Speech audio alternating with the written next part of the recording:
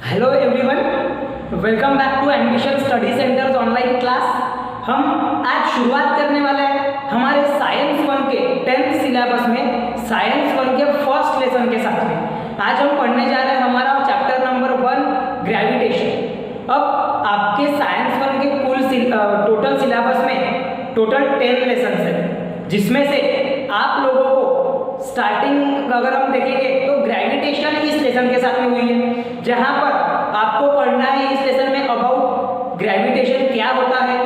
उसके बाद में आपको पढ़ना है circular motion and centripetal force के बारे में। मैं आपको ये चैप्टर में हम क्या क्या पढ़ने वाले हैं वो उसके बारे में जानकारी दे रहा हूँ। आपके 10th सिलेबस के हिसाब से ये काफ़ी महत्वपूर्ण चैप्टर है, जहाँ पर आप लोगों ने सेंट्रीपिटल फोर्स, सर्कुलर मोशन क्या होते हैं वो आपको समझना है। साथ ही साथ में आपको देखना है वहाँ पर प्लैनेट्स की पोजीशन के साथ में जो केपलर लॉज ऑफ मोशंस होते हैं वो क्या होते हैं, जो कि साइंटिस्ट केपलर ने दिया था। आफ्टर दैट हम वहाँ पर देखेंगे यूनिवर्सल ग्रेविटेशनल कांस्टेंट के बारे में, मतलब कि यूनिवर्सल ग्रेविटेशनल जो यूनिवर्सल लॉ ऑफ ग्रेविटेशन है वो क्या होता है। साथ ही साथ हमको यहाँ पर नंबर ऑफ न्यूमेरिकल्स पढ़ना है। हमको यहाँ पे देखना है कि अर्थ के टूवर्ड, अर्थ के बाद में, अर्थ के आउट में, मतलब अर्थ के बाहर जो ग्रेविटेशनल फोर्स होता है, मतलब कि प्लैनेट्स के बीच में, वो किस तरीके से एप्लीकेबल है। साथ ही साथ में अलग अलग टाइप की वेलोसिटी, जहाँ पर हम बात करेंगे एस्केप वेलोसिटी की, acceleration due to gravity, small G जो वैल्यू रहती है उसके बारे में। साथ ही साथ में हम देखेंगे वहाँ पर फ्री फॉल क्या होता है, इस प्रकार से। ठीक है, तो ये सारे कंटेंट हमें इस लेसन में पढ़ना है। आज बेटा आपका जो है ये इंट्रोडक्टरी लेक्चर है, जहाँ पर आपको सबसे पहली चीज हमारा जो लेसन का नाम है ग्रेविटेशन, ये अपने आप क्या डिनोट करता, वो किस बारे में बताता है, उसके बारे में हम पहले जानने की कोशिश करेंगे। अब जनरली जब हम बात करते हैं ग्रेविटेशन की, तो ग्रेविटेशन मीन्स व्हाट, क्या होता है जनरली ग्रेविटेशन, ऐसी टेंडेंसी। ग्रेविटेशन मीन्स क्या है, it is a concept, it is a natural phenomenon.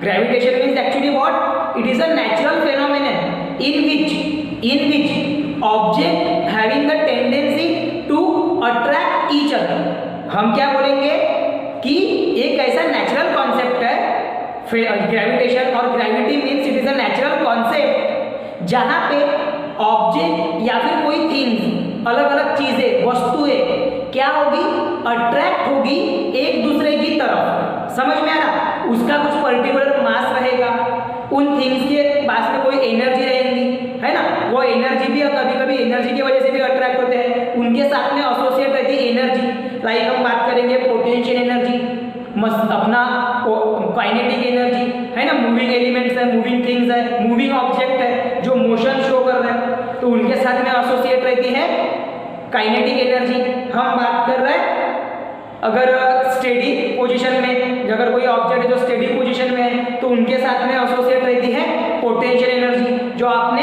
Previous classes में, मतलब 9th क्लास में बहुत अच्छे से पढ़े हैं, है ना। उसके बाद में तो वो सब क्या होंगे, उनके ऑब्जेक्ट की टेंडेंसी रहेगी टू अट्रैक्ट ईच अदर, उसी को बोला जाता है एक प्रकार से ग्रेविटेशन। मतलब हम ये बोल सकते हैं शॉर्ट में कि force of attraction between the two object having some mass and energy. समझ में आ रहा। अब ग्रेविटेशनल जो है, ग्रेविटेशन जो टर्म है, ये एक नेचुरल फेनोमेनन है, जहाँ पे अर्थ के सेंटर के टूवर्ड ऑब्जेक्ट क्या करते हैं, अट्रैक्ट करते हैं। ग्रेविटेशन मीन्स एक्चुअली में क्या है कि एक ऐसा नेचुरल फेनोमेनन है वहाँ पे अर्थ फोर्स ऑफ अट्रैक्शन करती है, कोई ऑब्जेक्ट के ऊपर में एक्ट करती है, एक फोर्स एक्ट होता है थ्रू द अर्थ, जो कि उस ऑब्जेक्ट को toward the centre of the अर्थ खींचने का काम करेगी, अट्रैक्ट करने का, पुल करने का काम करेगी। समझ में आ रहा है, उसे बोला जाता है ग्रेविटेशन। देखो मैंने आपको ग्रेविटेशन का एक मतलब सिंपलेस्ट मीनिंग जो आपकी हेडिंग है उसी का हमें सबसे पहले इंफॉर्मेशन रहने होना कि हम जब जिस लेसन के बारे में पढ़ रहे हैं तो वो लेसन एक्चुअली में क्या बताने वाला है हमको, तब जाके तो आपको आगे का कॉन्सेप्ट समझ में आएगा। तो सबसे पहले आपका जोर रहने होना अबाउट द हेडिंग, क्या है उस लेसन की हेडिंग और उसका क्या मीनिंग है। ठीक है, देखो ग्रेविटेशन का यही मीनिंग है, it is a natural phenomenon और natural concept by which things और ऑब्जेक्ट विथ मास एंड और एनर्जी, मतलब ऐसी 3 और ऑब्जेक्ट जिसका एक पर्टिकुलर मास रहेगा, मतलब कि उसका वेट रहेगा वहां पे, साथ ही साथ में एनर्जी उसके साथ में एसोसिएट रहेंगी। क्या रहेंगी उसके साथ में एसोसिएट? एनर्जी। अब एनर्जी हो सकती है उसकी in the form of kinetic energy और in the form of potential energy, ठीक है ना। ऐसे एनर्जी उसके साथ में एसोसिएट रहेंगी। वो दोनों मतलब जो ऑब्जेक्ट्स है, थिंग्स है, वो क्या होंगे? Brought toward each other. वो क्या होंगे? एक दो अगर अलग अलग चीज अगर हम ले रहे हैं, लाइक अर्थ और कोई अगर ऑब्जेक्ट ले रहा है, तो वो जो दूसरा ऑब्जेक्ट है वो किसी पर्टिकुलर हाइट से किसके टुवर्ड अट्रैक्ट होगा? अर्थ के टुवर्ड। किसके टुवर्ड अट्रैक्ट होगा? अर्थ के टुवर्ड। समझ में आया? उसको बोला जाता है ग्रेविटेशन, ठीक है। अब ये हो गया आपका मीनिंग ग्रेविटेशन का। अब हम आते हैं अपने लेसन की ओर। अब लेसन के स्टार्टिंग में ही आपने पिछले क्लासेस में, मतलब कि 9th क्लास हो गया, 8th क्लास हो गया, उसमें जो बेसिक कॉन्सेप्ट पढ़े हैं उसके बारे में पहले आपको पूछा है। जैसे कि आपका पहला क्वेश्चन आपको बोला गया है, what are the effect of the force acting on a object. अब कोई ऑब्जेक्ट है जिसके ऊपर में हम फोर्स लगा रहे हैं, तो वो फोर्स का क्या इफेक्ट रहेगा, मतलब कि वो जो फोर्स है वो अगर कोई ऑब्जेक्ट पे एक्ट हो रहा है, मतलब कि हम पुल या फिर पुश कोई ऑब्जेक्ट को दे रहे हैं या फिर कोई कंप्रेस कर रहा है, तो वहां पर क्या उस ऑब्जेक्ट में चेंजेस देखने मिलेंगे, वो आपको पूछा है। तो वहां पे क्या होगा? अगर कोई ऑब्जेक्ट अगर मूव हो रहा है तो उसका डिस्प्लेसमेंट में चेंज आएगा, उसके वेलोसिटी में चेंज आएगा। अगर हम उस पर अगर कोई एक्सटर्नल फोर्स अप्लाई करते हैं तो वो ऑब्जेक्ट पे अगर फोर्स मीन्स क्या? पुल और पुश। अगर उसको अगर पुश वगैरह करते हैं, उसको कंप्रेस करते हैं, तो वहां पर क्या होगा? उसका साइज और शेप चेंज हो सकता है। जैसे कि अगर आप कोई क्ले ले रहे हो तो वहां पर क्या होगा कि क्ले पे अगर आपने फोर्स अप्लाई करें तो उसका शेप और साइज में चेंज आता है उसके, बराबर है। आप क्या करो, कोई फुटबॉल है जिसमें थोड़ा सा मीडियम साइज में हवा भरी हुई है, उस पर आप फोर्स अप्लाई करो तो फुटबॉल का क्या चेंज होगा?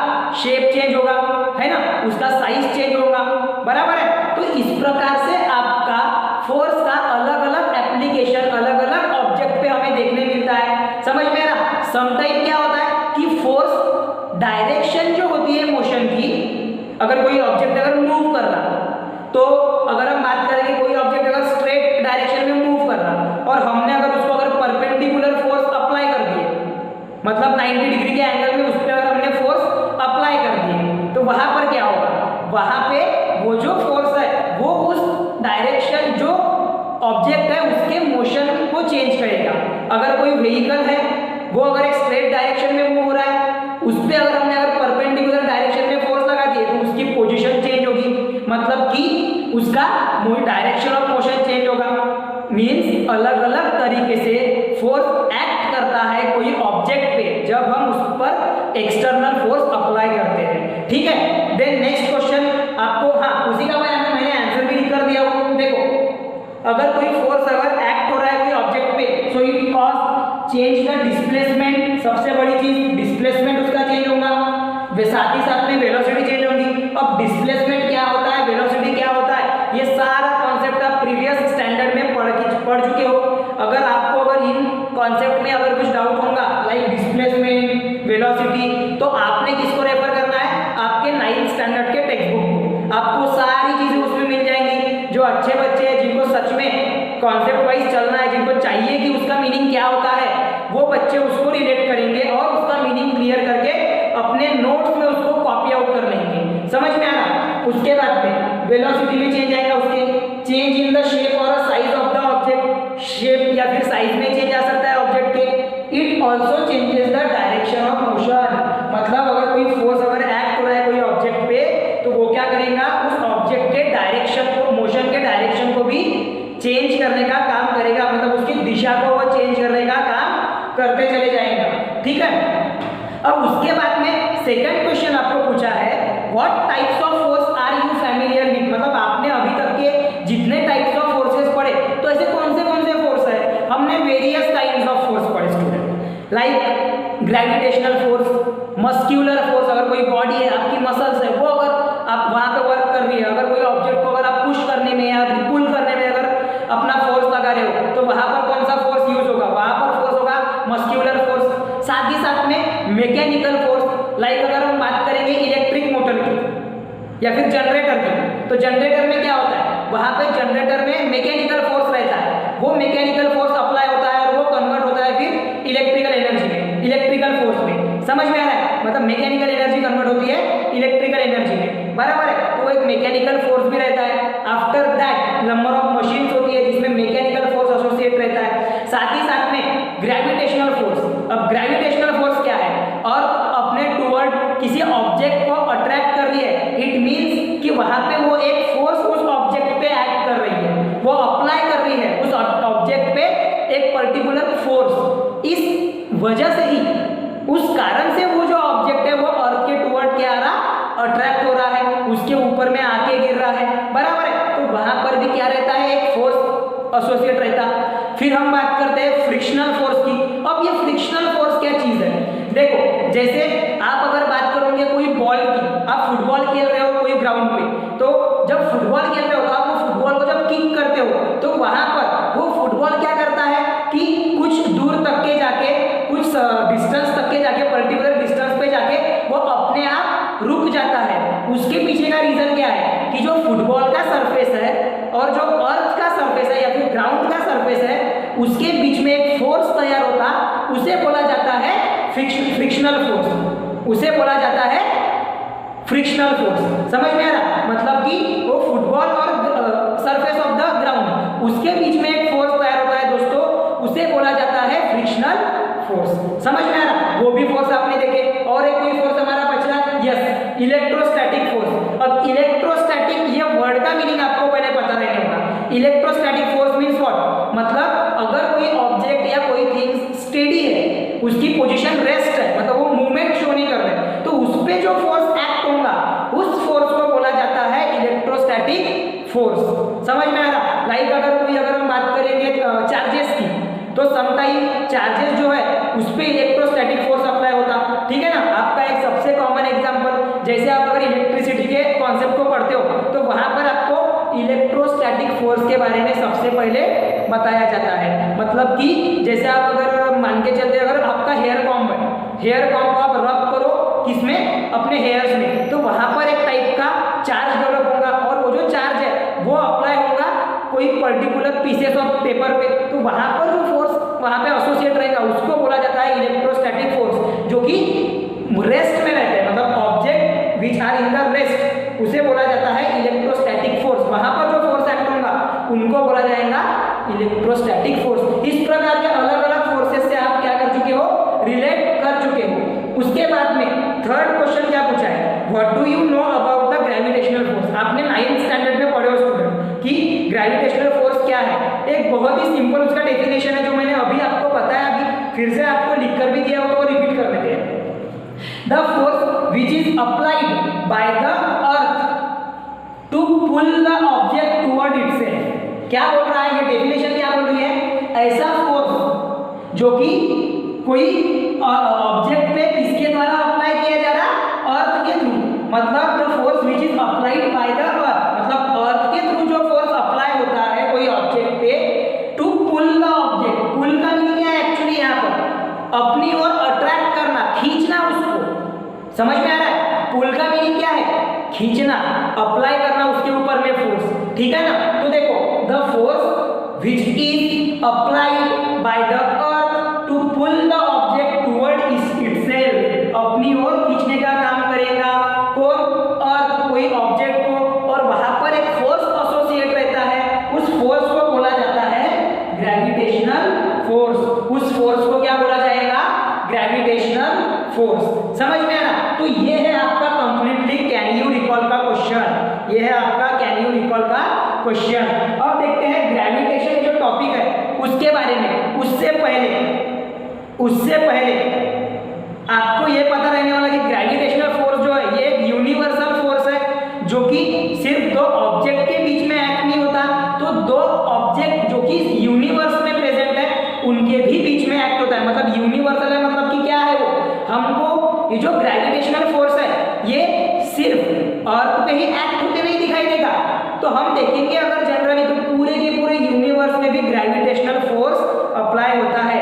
उसका सबसे बेस्ट एग्जांपल है कि जो सन है उसके अराउंड में जो प्लैनेट्स रिवॉल्व करते हैं वो because of the gravitational force एक ऑर्बिट में और एक पर्टिकुलर डिस्टेंस के साथ रिवॉल्व करते हैं। हम अगर बात करेंगे रिवॉल्यूशन ऑफ मून की, तो वहां पर भी ग्रेविटेशनल फोर्स अप्लाई होता है, वहां पर भी ग्रेविटेशनल फोर्स एसोसिएट रहता है। लाइक मून को वो रिवॉल्व कराता है अर्थ के अराउंड में एक पर्टिकुलर ऑर्बिट में, ठीक है ना। साथ ही साथ में आपने पढ़े हैं स्पेस मिशन के बारे में। तो स्पेस मिशन में जब हम कोई सैटेलाइट को लॉन्च करते हैं अराउंड द अर्थ और around the any planet in the universe, तो वो जो आर्टिफिशियल सैटेलाइट्स है वो क्या करते हैं, वो भी अंडर द ग्रेविटेशनल फोर्स उस अर्थ या उस मून या फिर अदर प्लैनेट के अराउंड में ऑर्बिट में रिवॉल्यूशन मतलब कि प्रदक्षिणा करते हैं। समझ में आ रहा है? मतलब कि हर एक ऐसा ऑब्जेक्ट जो यूनिवर्स में अर्थ पे पाए जाते हैं वहां पर some amount of force act होता है उन ऑब्जेक्ट पे, जिसको बोला जाता है ग्रेविटेशनल फोर्स। इसीलिए ग्रेविटेशनल फोर्स को यूनिवर्सल फोर्स भी बोला गया है। समझ में आ रहा? क्यों? Because it does not act only to object on the earth but it also exert a force or also act on the two different object in the universe। समझ में आ रहा? ये था। उसके बाद में हम देखते हैं अभी स्टूडेंट अबाउट द ग्रेविटेशन। उसके बाद में हम देखते हैं अभी gravitation, what does the meaning of gravitation. सबसे पहले तो हमने देख लिए, अब उसके हम मेन लेसन की ओर बढ़ते हैं। हाँ, अगर जिनके पास में टेक्स्ट बुक है उन्होंने क्या करना है, पहले ये पूरा जो मैंने बताया ये सारा समझ लेना है। उसके बाद में क्या हो रहा है कि कुछ जो सेंटेंसेस है वो मैं ओरली बता रहा हूँ, तो आपका क्या वर्क रहेगा कि ये होने के बाद में मतलब ये पूरा हमारा लेक्चर होने के बाद में आप क्या करोगे, टेक्स्ट बुक को रेफर करोगे। सबसे पहले टेक्स्ट बुक रीडिंग होगी आपकी। अगर आपकी टेक्स्ट बुक रीडिंग अच्छी है तो फिर आप वहां से इंपॉर्टेंट पॉइंट को मार्क करके रखोगे। उन पॉइंट को अगर मार्क करके रखे आपने तो आपका वो प्रिपरेशन के लिए कारगर साबित होगा। ठीक है, देखो the phenomenon of gravitation was discovered by sir Isaac Newton. सबसे पहली बात, ये जो हम बात कर रहे हैं ग्रेविटेशन की, तो इसको सबसे पहले डिटरमाइन किसने किया, किसने बताया कि यस ये जो ऑब्जेक्ट्स है जो एक दूसरे की तरफ अट्रैक्ट होते हैं या फिर अगर अर्थ पे जो फोर्स एक्ट होता है जो कि अट्रैक्ट करता है, पुल करता है कोई ऑब्जेक्ट को अपनी ओर, तो ये क्यों होता है, ये बिकॉज ऑफ ग्रेविटेशन होता है। तो वो बताने वाला सबसे पहला साइंटिस्ट या फिर सबसे पहला फिजिसिस्ट कौन था?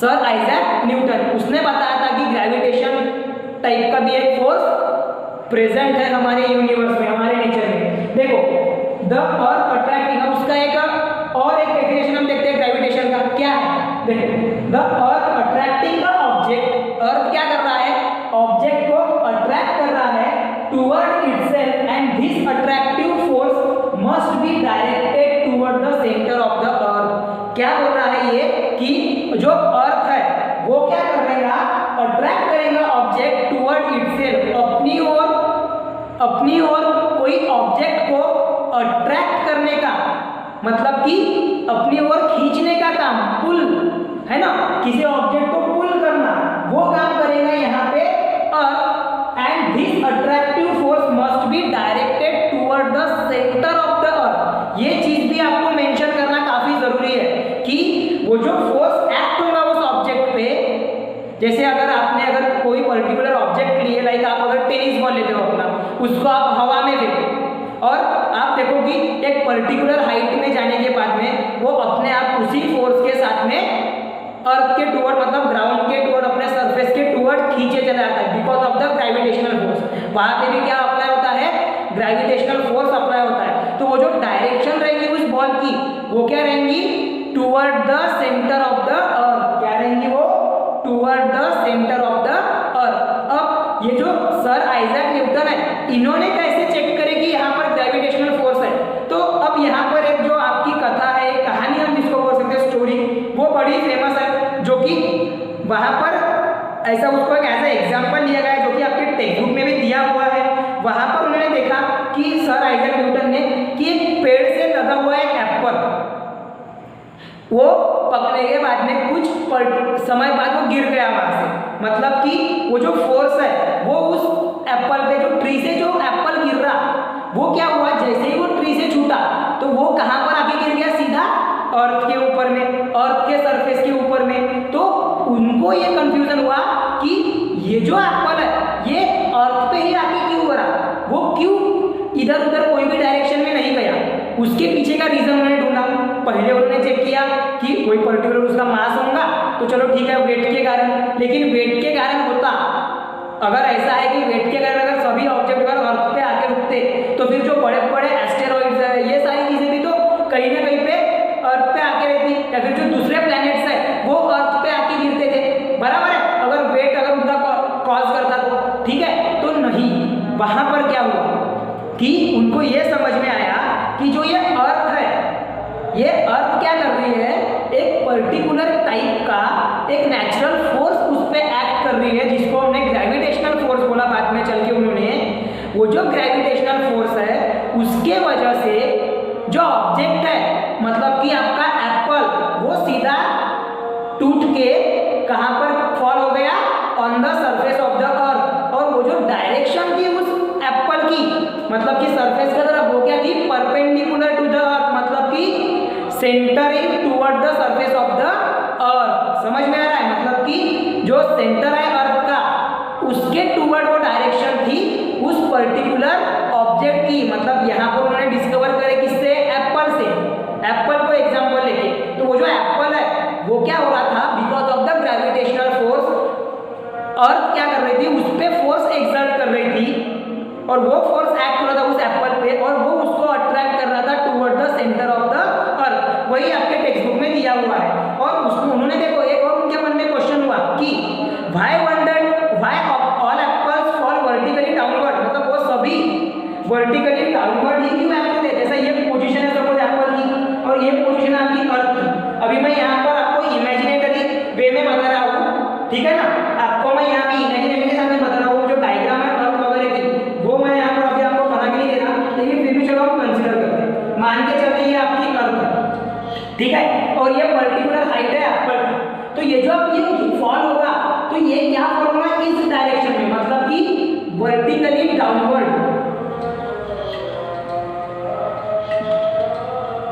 जो ऊपर से नीचे की ओर उसकी डायरेक्शन रहेगी, मतलब कि सभी एप्पल्स उस ट्री के उस पेड़ के किस डायरेक्शन में फॉल होंगे, वर्टिकली डाउनवर्ड। और वहां पर कोई एंगल क्यों फॉर्म नहीं हो रहा, उनको ऐसे मतलब कंफ्यूजन हुआ कि क्यों उनके ऊपर में एंगल फॉर्म नहीं हो रहा है ना। तो वहां पर क्या समझा उनको, उन्होंने ये बताया फिर उस पर से कि जो डायरेक्शन थी वो वर्टिकली डाउनवर्ड इस कारण से थी बिकॉज ऑफ की जो ग्रेविटेशनल फोर्स एक्ट होता है, जो हमें यहाँ पर लिख कर दिए, जो अट्रैक्टिव फोर्स एक्ट होता है बाय द अर्थ, वो क्या होता है, वो डायरेक्शन उसकी रहेगी toward the centre of the अर्थ, वो हमेशा toward the centre of the अर्थ रहेगी। इस वजह से वो जो फोर्स है वो वहां पर वर्टिकली डाउनवर्ड डायरेक्शन में आएगा, मतलब जो एप्पल है वो वर्टिकली डाउनवर्ड डायरेक्शन में ही वहां पे फॉल होगा।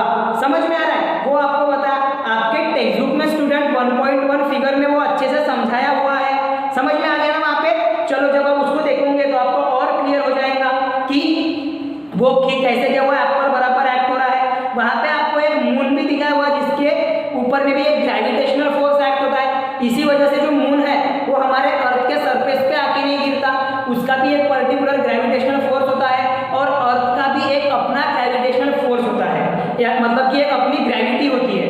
अलग अलग प्लैनेट्स की अलग अलग ग्रेविटी होती है, समझ में आ रहा है। मून की सेपरेट ग्रेविटी रहेगी, अर्थ की सेपरेट रहेगी, ठीक है ना। हाँ, वो एग्जाम्पल है। साथ ही साथ में आपको वहां पर बोला गया कि if the force of gravitation act on Apple on the tree at the different height from the surface of the earth, can it also act the object at even greater height much farther away from the earth? Yes, like example for the moon। मतलब उन्होंने ये सोचे कि जैसे जैसे उस apples पे एक फोर्स एक्ट हो रहा है अलग अलग हाइट पे, तो वो क्या हो रहा है, अर्थ पे आके गिर रहा है। तो अगर एकदम मैक्सिमम हाइट ले लिए लाइक फॉर द मून, तो क्या मून अपने अर्थ में आके गिरेगा क्या, अर्थ के सरफेस पे आके गिरेगा क्या। तो वहां पर देखो उसका जो आंसर है, मतलब क्वेश्चन है आपका कि can it also act on the object at even greater height much farther away from the earth like example moon. जो ग्रेविटेशनल फोर्स है वो क्या मून के ऊपर में वगैरह एक्ट होगा क्या, तो जो मून है उसके ऊपर में भी ग्रेविटेशनल फोर्स एक्ट होता है। हालांकि वो एक्ट होता है तो वो एकदम से अपने अर्थ के सरफेस पे आके गिरेगा नहीं मून, बट वहां पर क्या होगा कि वो revolution around the earth cause करेगा, वो रिवॉल्व करेगा, क्योंकि वो भी बाउंड है किससे? ग्रेविटेशनल फोर्स से। इसका मतलब ये है कि मच ग्रेटर हाइट पे भी ग्रेविटेशनल फोर्स एक्ट होता है, लेकिन उसकी भी एक पर्टिकुलर बाउंड्री होती है स्टूडेंट। मतलब जो उस हद को, उस बाउंड्री को अगर पार कर दिया कोई ऑब्जेक्ट ने अर्थ के सरफेस से, तो उसके बाद में वो ऑब्जेक्ट ग्रेविटेशनल फील्ड के बाहर निकल जाता है। मतलब कि अर्थ के अराउंड में भी एक ऐसी फील्ड है, उसी के अराउंड में वो ऑब्जेक्ट ग्रेविटेशनल फोर्स से बंधे हुए होते हैं, जो हम आगे में देखेंगे जब हम एस्केप वेलोसिटी का जो टॉपिक है वो जब कवर करेंगे तब आपको अच्छे से समझेगा ही समझेगा, ठीक है ना। हाँ, उसके बाद में वो यस हाँ होता है। सेकंड क्वेश्चन वहां पर पूछा है आपको कि can it act even farther object like the other planet and the sun. मतलब कि जो ग्रेविटेशनल फोर्स है वो अदर प्लैनेट या फिर सन पे एक्ट होता है क्या? तो जी हाँ होता है। समझ में आ रहा है? Yes, gravitational force act on the other planet and the sun. इसी वजह से वो जो ऑब्जेक्ट्स है, वो प्लैनेट्स है, वो एक पर्टिकुलर डिस्टेंस पे, पर्टिकुलर ऑर्बिट में सन के अराउंड में चक्कर लगाते रहता है। समझ में आ रहा है? तो ये है आपका पूरा का पूरा डिस्क्रिप्शन। समझ में आ गया ना? ये है आपका completely description about the first page, ठीक है, जहां पे हमने सबसे पहले ग्रेविटेशन क्या होता है उसके बारे में समझने की कोशिश करें, फिर हमने वेरियस एग्जांपल्स। अब मैं बात करता हूँ एग्जांपल्स की, चलो वो भी देख लेते हैं क्योंकि अपना कॉन्सेप्ट क्लियर होना ज़्यादा जरूरी है। हमने यहाँ पर बात करी ग्रेविटेशनल फोर्स और ग्रेविटेशन के बारे में, ठीक है।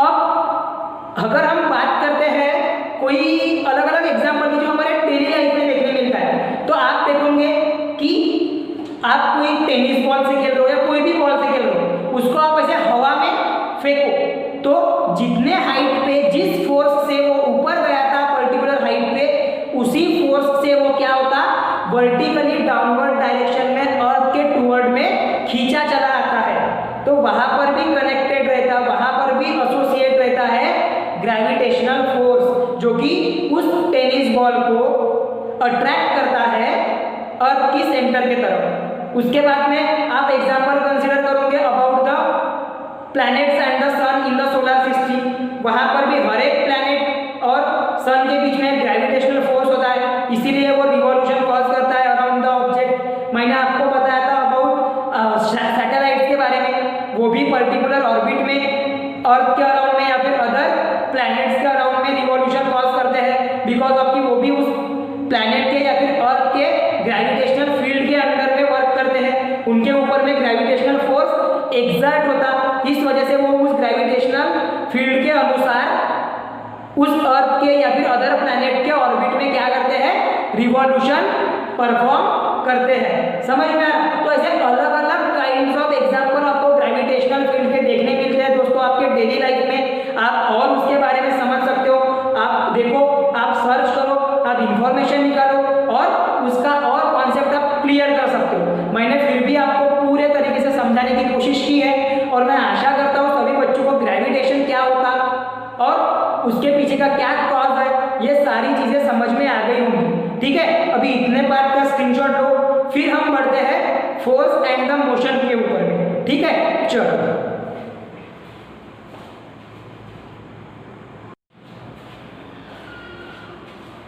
सो स्टूडेंट्स, अभी तक के हमने ग्रेविटेशन क्या होता है और उसके हमने कुछ एग्जांपल्स के साथ में वो कॉन्सेप्ट समझने की कोशिश करें। तो अभी हम बढ़ते हैं आगे। आपको अभी दिया हुआ है कि फोर्स और मोशन क्या होता है। अब फोर्स एक प्रकार से हम बोल सकते हैं कि जो ऑब्जेक्ट को क्या करेगा, उसकी पोजीशन, उसकी वेलोसिटी, उसका शेप, साइज, ये सारी चीज़ों पे एक्ट होता है। उसका डायरेक्शन चेंज करना, मतलब एक प्रकार का वो पुश या फिर पुल करता है कोई ऑब्जेक्ट को, ताकि वो अपनी डायरेक्शन चेंज करे, ताकि वो अपनी पोजीशन चेंज करे। हो सकता है कि उसमें उसके शेप में चेंज आए, उसके साइज में चेंज आए, उसके डिस्प्लेसमेंट में भी चेंज आ सकता है, जो हमने पहले ही स्टार्टिंग में पढ़े, है ना। हाँ, और मोशन क्या होता है? Motion is related to movement, एक प्रकार से मूवमेंट होती है वहाँ पे। फिर वो हो सकती है अलोंग द एक्सिस, मतलब कि रोटेटिंग अलोंग द एक्सिस, खुद के ही इसमें, है ना। जैसे आपकी अर्थ सन के अराउंड में भी रोटेट करती है, मोशन शो करती है, साथ ही साथ में अलॉन्ग द एक्सिस मतलब खुद के अराउंड में भी वो रोटेशन कॉज करती है ना, इस प्रकार से। उसके बाद में अभी आपको सबसे पहले आपने ये फोर्स और मोशन के बारे में पिछले क्लास में पढ़े थे, तो वहां पर आपने न्यूटन लॉज ऑफ मोशन के बारे में भी देखे थे। तो आपका क्वेश्चन वही दिया हुआ है आपके पेज नंबर 1 पे कि can you recall the laws of motion, ठीक है ना। देखते हैं क्या है द लॉज ऑफ मोशन। पहला लॉ है मोशन का, वो क्या है, an object continue to remains at rest और in state of motion along a straight line unless an external unbalanced force act on it। मतलब कोई ऑब्जेक्ट कंटिन्यू क्या करेगा, रेस्ट में रह सकता या फिर कोई मोशन शो कर सकता जब तक कि उस पर कोई एक्सटर्नल अनबैलेंस फोर्स एक्ट नहीं होता। अब इसका क्या मीनिंग है, जैसे अगर आप मोशन में हो या फिर कोई अगर व्हीकल है, कोई कार है, वो मोशन में है, तो अगर हमने अचानक से अगर उसमें ब्रेक लगा दिए तो वो कार क्या हो जाएगी, रुक जाएगी। मतलब कि वहां पे in the form of break, वहां पे एक्चुअली में हमने क्या अप्लाई करे, वहां पे हमने अप्लाई करे फोर्स। तो उसकी जो पोजीशन है वो मतलब उसका जो डायरेक्शन है वो वहां पर स्टॉप हो गया, उसकी मूवमेंट स्टॉप हो गई, बराबर है। उसके बाद में हम बात करेंगे कि continue at remains at rest. अब continue at remains at rest का मीनिंग क्या है, जैसे अगर कोई बॉक्स है जिसको हमने एक जगह पे रख दिया, वो बॉक्स तब तक के वहां से नहीं हटेगा जब तक के हम उसके ऊपर में एक्सटर्नल अनबैलेंस फोर्स अप्लाई नहीं करते। अगर हमने अगर उसको कोई पुश दे दिए तो वो अपने आप वो क्या करेगा, वहां से अपनी मूवमेंट कॉज करेगा। लेकिन जब तक के उसके ऊपर में मूवमेंट नहीं है तब तक के उसमें कोई भी और किसी भी प्रकार का चेंज आपको देखने नहीं मिलता है। समझ में आ रहा, वो है आपका फर्स्ट लॉ ऑफ मोशन। ये सब आपने 9th स्टैंडर्ड में पढ़े हैं। अब हमको चलो ठीक है, लॉज ऑफ मोशन अप्लाई करने बोले हैं, रिकॉल करने बोले हैं, तो हम वहां पर कर रहे हैं ताकि आपको रिफ्रेश हो जाए आपके माइंड में। आफ्टर दैट सेकंड लॉ क्या बोलता है, देखो, the rate of change of momentum. अगर कोई ऑब्जेक्ट है उसका rate of change of momentum मतलब मोमेंटम में चेंज आना, वो किसको प्रोपोर्शनल रहेगा, the applied force and the change of the momentum occurs in the direction of force. मतलब जैसे जैसे फोर्स बढ़ेगा वैसे वैसे उस ऑब्जेक्ट का मोमेंटम भी बढ़ेगा, ऐसा उसका मीनिंग है। मतलब जो rate of change of momentum है पर सेकंड वो फोर्स के ऊपर में डिपेंड है। मतलब कि फोर्स जैसे जैसे बढ़ता है वैसे वैसे मोमेंटम भी उस ऑब्जेक्ट का वहां पे बढ़ते चला जाता है। और वो जो चेंज ऑफ मोमेंटम हमने बोले वो कैसे ऑकर होता है, वो ऑकर होता है in the direction of force. वो कैसे ऑकर होता है, वो जो फोर्स की डायरेक्शन रहेगी वही डायरेक्शन होगी चेंज ऑफ मोमेंटम की। ये है आपका सेकंड लॉ।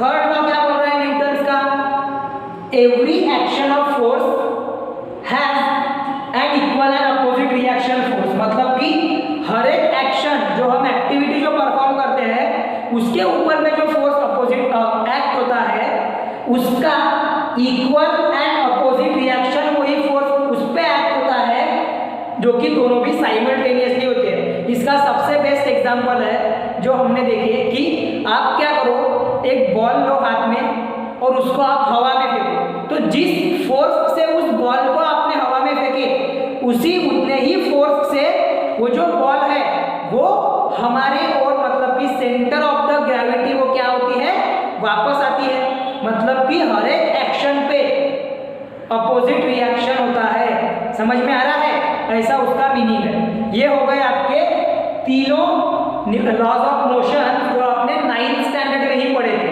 अभी आपको देखना है about circular motion and centripetal force. उसके लिए आपको आपके टेक्स्ट बुक में एक एग्जाम्पल दिया हुआ है एक स्टोन का, तो उसके पहले हम समझ लेते हैं कि सर्कुलर मोशन क्या होता है, तो फिर वो एग्जाम्पल भी आपको अच्छे से समझेगा। ठीक है, देखो, circular motion is a movement of an object along the circumference of circle. अब सर्कमफरेंस मींस क्या, सर्कुलर मोशन में सर्कल जो है उसकी कोई लेंथ नहीं होती, उसका होता है सर्कमफरेंस। तो सर्कमफरेंस मींस क्या रिलेटेड है यहाँ पे कि मूवमेंट ऑफ ऑब्जेक्ट। सपोज करके चलो ये आपका ऑब्जेक्ट है, तो इसकी जो मूवमेंट रहेगी ये क्या रहेगी, अलोंग द सर्कमफरेंस ऑफ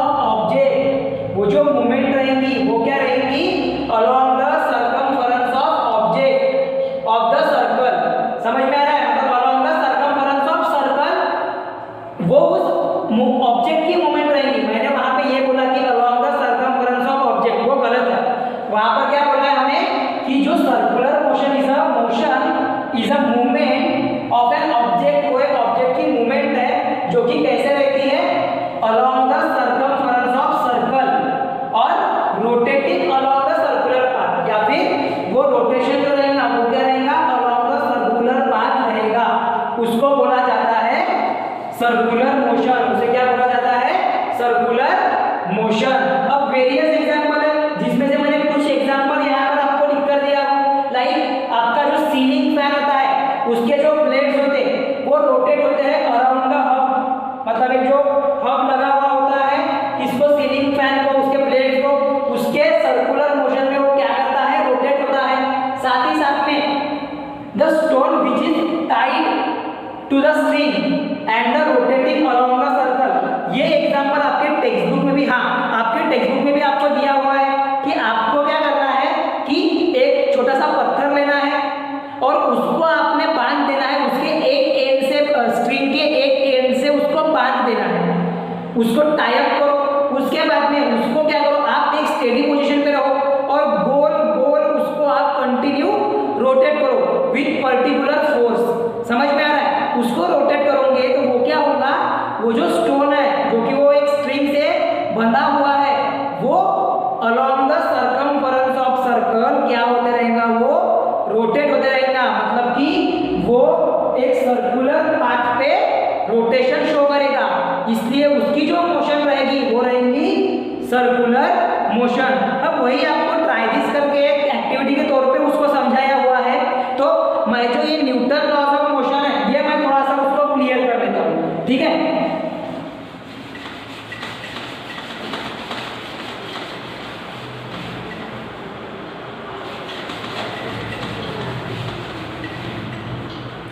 देखो आपको वहां पर क्या बोला, ट्राई दिस में tie a stone eight one and, आपको एक एंड स्ट्रिंग के एक एंड से आपको स्टोन को बांध देना है।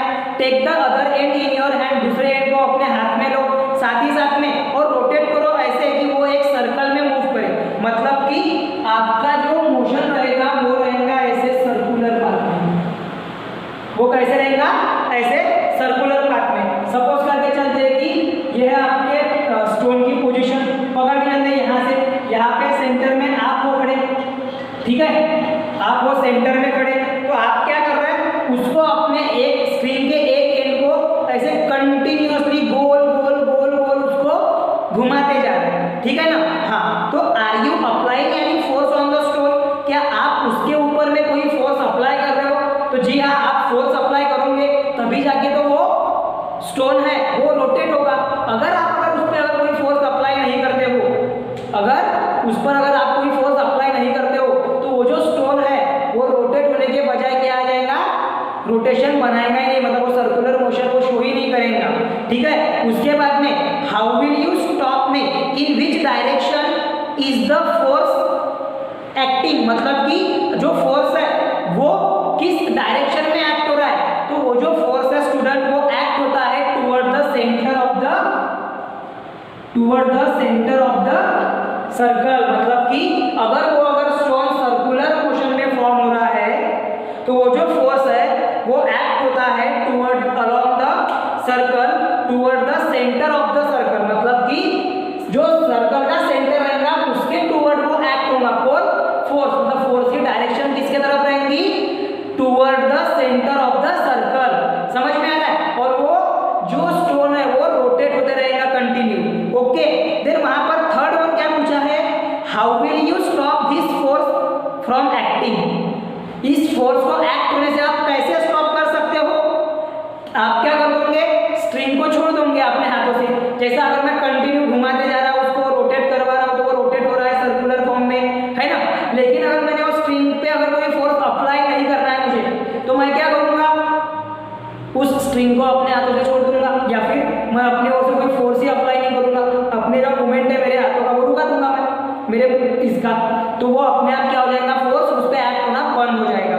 Fourth one, what will be effect on the stone, तो वो इफेक्ट क्या रहेगा उस स्टोन पे, बहुत ही सिंपल इफेक्ट होगा कि जो स्टोन है वो क्या होगा, ऐसे मतलब वो फेंका जाएगा अलोंग द स्ट्रेट लाइन, मतलब वो फ्लाई अवे हो जाएगा, वो उड़ जाएगा along the straight tangential path, मतलब कि वो कैसे एक स्ट्रेट लाइन में क्या होगा वो खींचा जाएगा। मतलब सपोज करके चलते कि ये है पोजीशन ऑफ स्टोन, ये सपोज क्या है पोजीशन ऑफ स्टोन है। अब यहाँ इस मोमेंट पे आके मैंने क्या कर दिया, वो जो स्टोन है उसके एक एंड को, मतलब स्ट्रिंग जो है आपकी उसके एक एंड को मैंने रिलीज कर दिया, मतलब कि उस पे फोर्स एक्ट होना बंद हो गया।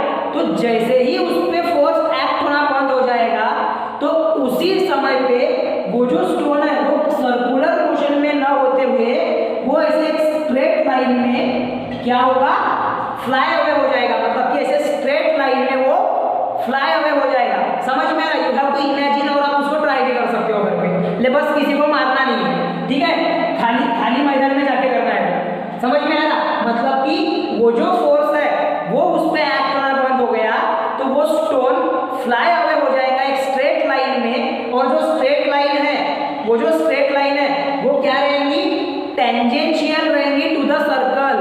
टेंजेंट का मीनिंग क्या है, वो वहां पे टेंजेंट फॉर्म करेंगी, और टेंजेंट कैसे होता है एक पर्टिकुलर पॉइंट से एक्ट होता है वो अलोंग द सर्कल, मतलब सर्कल के एक पर्टिकुलर पॉइंट पे।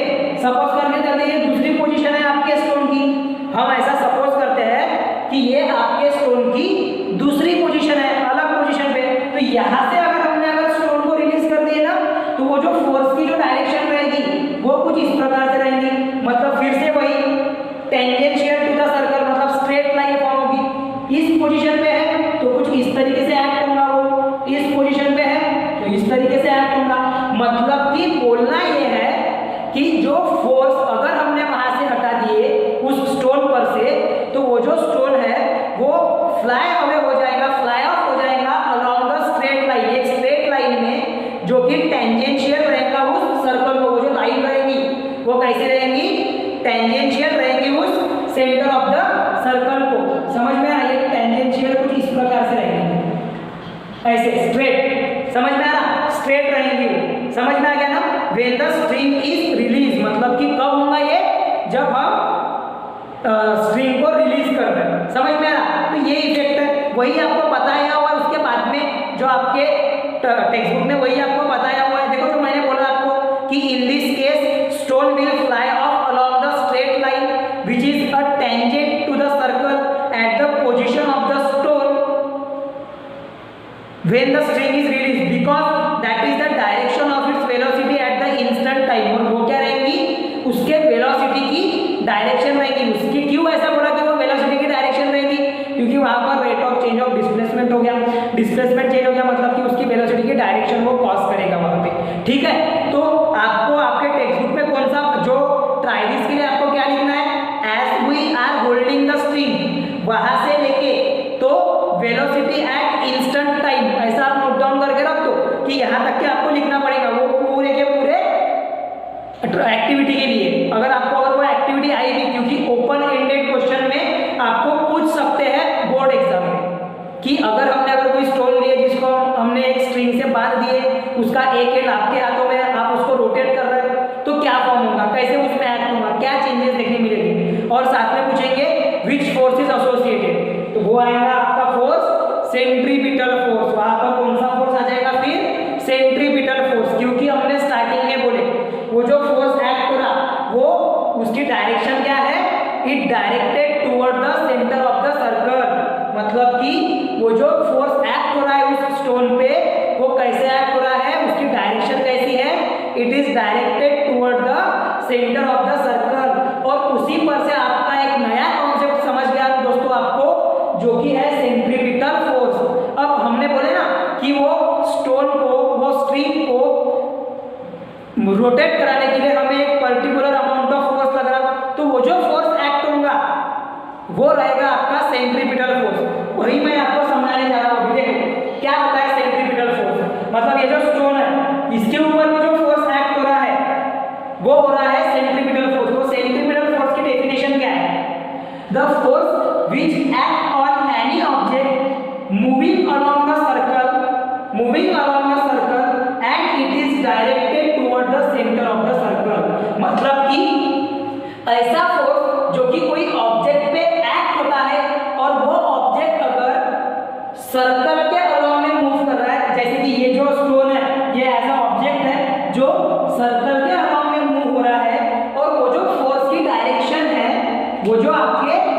फोर्स की डायरेक्शन है, वो डायरेक्शन है toward the centre of the circle.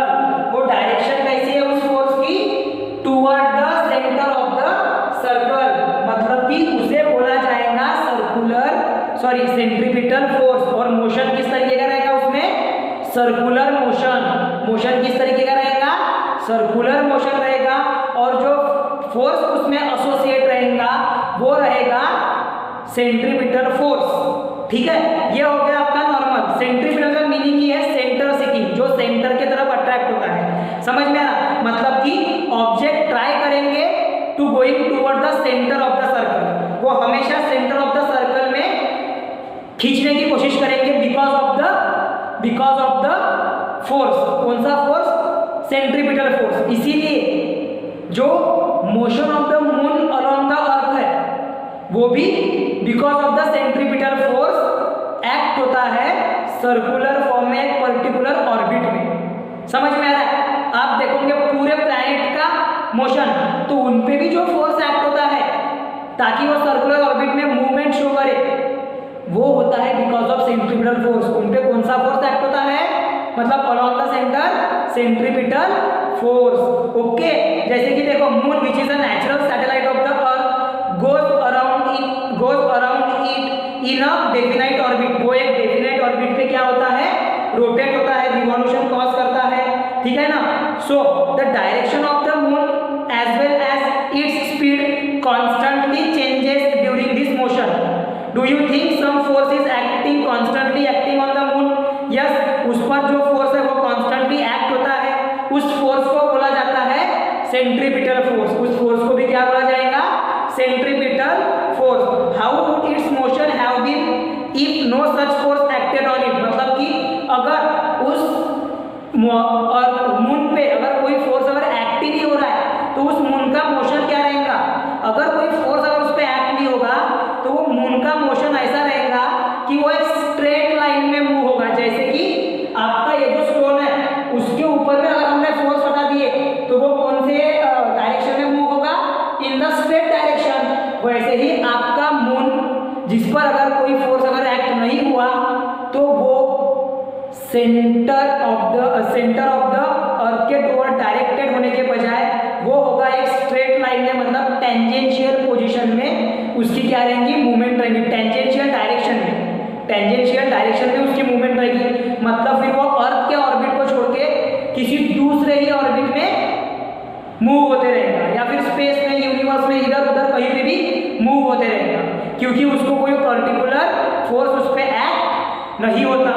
ठीक है? Do the other planet in our solar system revolve around the sun in the similar fashion? जो बाकी पूरे ऑब्जेक्ट है, मतलब कि प्लैनेट्स है हमारे सन के अराउंड में, वो भी इसी फैशन में रिवॉल्व होते हैं क्या? तो आपका आंसर वहां पर होना चाहिए यस, जी हाँ, वहां पर वो होते हैं। समझ में आ रहा? उसके बाद में is the similar force acting on them? क्या उस पे सिमिलर फोर्स एक्ट होता है? यस, सेंट्रीपिटल फोर्स ही उस पे एक्ट होता है।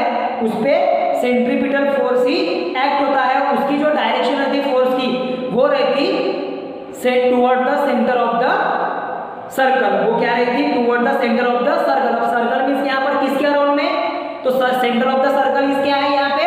सन। मतलब प्लैनेट का जो सेंटर रहेगा वो क्या रहेगा? सन। तो उसका जो डायरेक्शन है फोर्स का, सेंट्रीपिटल फोर्स का, जो कि उस प्लैनेट पे एक्ट हो रहा है वो फोर्स, उसका डायरेक्शन रहेगा toward the centre of the sun. मतलब टुवर्ड द सन ही रहेगा वो। समझ में आ रहा? ऐसे। ठीक है? तो ये हो गया आपका पेज नंबर 1 और पेज नंबर 2 का पूरा डिस्क्रिप्शन। वहां पे आपने दो मेन टॉपिक यूज करे, मतलब पढ़े उसको। ठीक है? Gravitation, laws of motion, circular motion and centripetal force. Important है, आपको एग्जाम में नहीं कहीं तो 1 मार्क का एमसीक्यू या फिर 2 मार्क का क्वेश्चन आना ही आना है। समझ में आ रहा? हो सकता है ज़्यादा की भी प्रोबेबिलिटी है ना? ज़्यादा की भी प्रोबेबिलिटी है, लेकिन मिनिमम ये 2 क्वेश्चन तो आना ही है। तो आज हम यहीं पे स्टॉप कर रहे हैं दोस्तों। हम आगे में नेक्स्ट क्लास में हम पढ़ेंगे about the Kepler laws of motion. ठीक है? आज हम यहीं पे स्टॉप कर रहे हैं। ये जो है हमारा ये थ्योरी पार्ट है। इस जैसे ही अपना थ्योरी पार्ट होता है उसके बाद में हम पढ़ेंगे न्यूमेरिकल्स की ओर भी। तो ये काफ़ी इंपॉर्टेंट चैप्टर है। थ्योरी के बेसिस पे भी और न्यूमेरिकल्स के बेसिस पे भी। आपको दोनों का कॉम्बिनेशन बना के पढ़ना पड़ेगा, तब जाके होगा। ठीक है, चलो आज का जितना पार्ट हमने पढ़े पूरा पढ़ के रखो, प्रिपेयर करो, मिलेंगे अगले क्लास में।